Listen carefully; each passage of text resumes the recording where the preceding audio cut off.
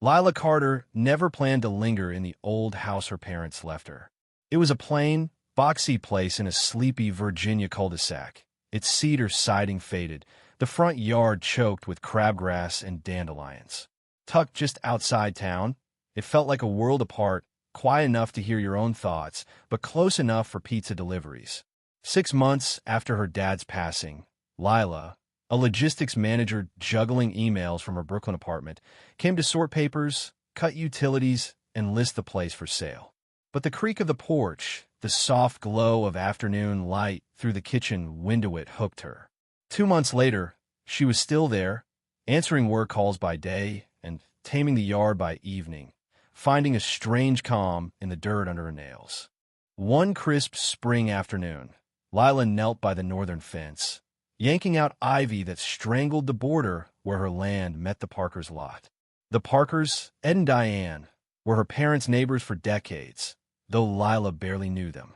Now in their late 60s, they were retired, tanned from years of gardening, and Diane had a way of clipping hedges like she owned the whole street.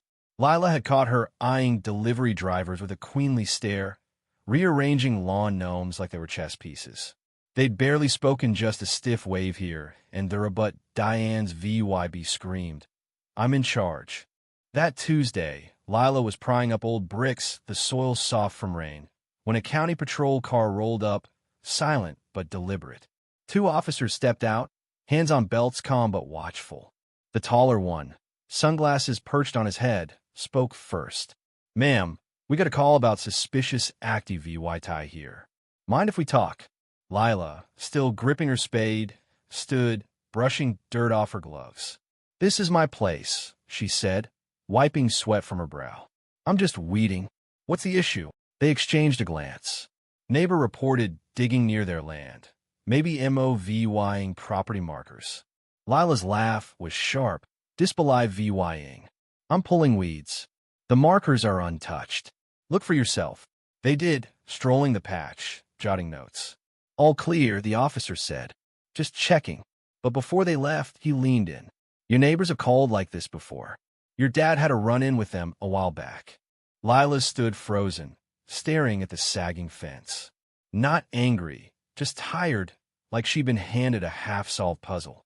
Diane's territorial streak was OBVY us, but calling the cops over weeding? That was a power move. That night, Lila dug through her dad's files, unearthing a 15-year-old survey map, notarized and precise. It showed the Parker fence 6 feet inside her legal boundary.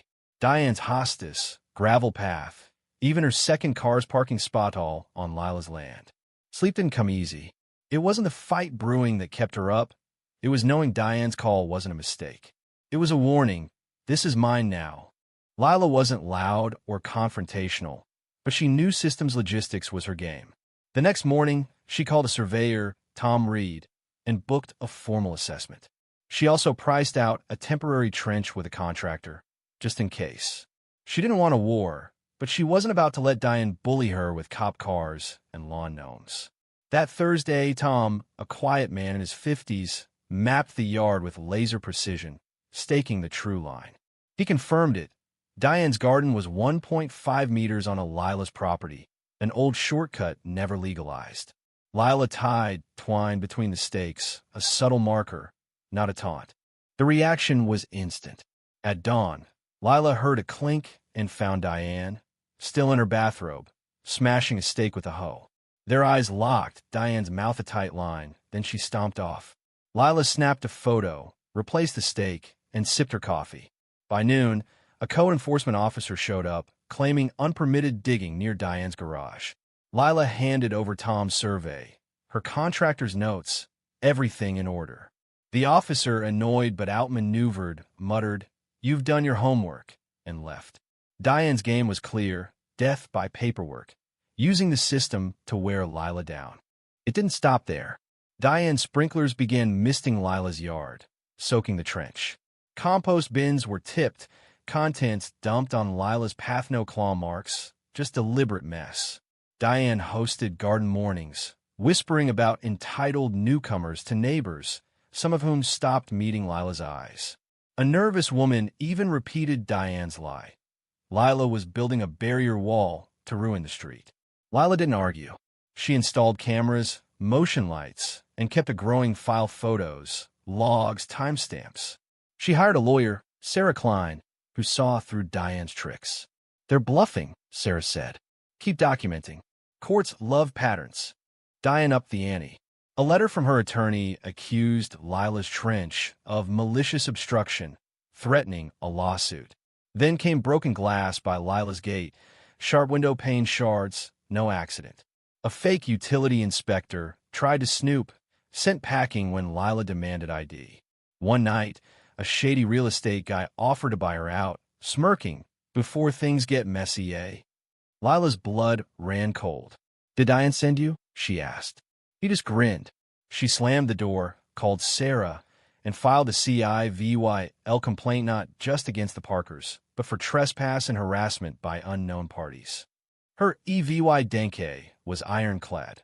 Surveys, VY Deos, engineer reports pro, VYing the trench caused no harm. The courtroom was stark, fluorescent lights buzzing.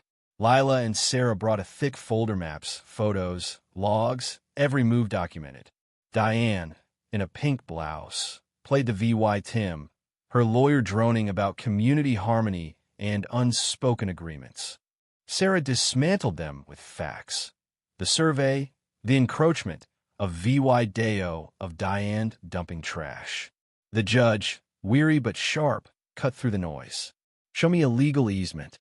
Diane's lawyer had nothing. The ruling was swift. Lila's rights were upheld, the Parkers barred from nearing the trench, the petition tossed out. The judge nodded at Lila. "You showed restraint. That's rare."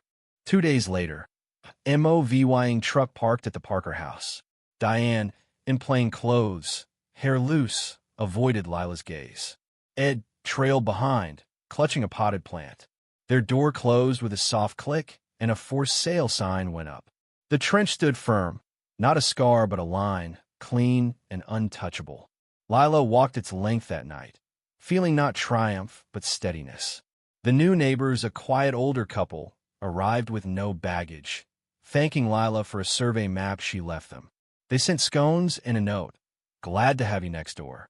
What do you think? Did Lila go too far with the trench, or was it the only way to stop Diane's bullying? Should neighbors settle disputes like this themselves? Or is the law the only answer? Would you have fought like Lila, or sold a house to avoid the drama? Drop your thoughts below, hit that like button, and subscribe for more stories that make you think. Thank you for taking the time to listen to today's story on Store of Good Stories. If this story touched your heart or made you think, don't forget to hit like and share the video to spread this positive message to more people. And if this is your first time here, make sure to subscribe and turn on the notification bell so you won't miss any of the meaningful stories we share every week. Your support is the biggest motivation for Store of Good Stories to keep bringing heartfelt and valuable stories to you. See you in the next video.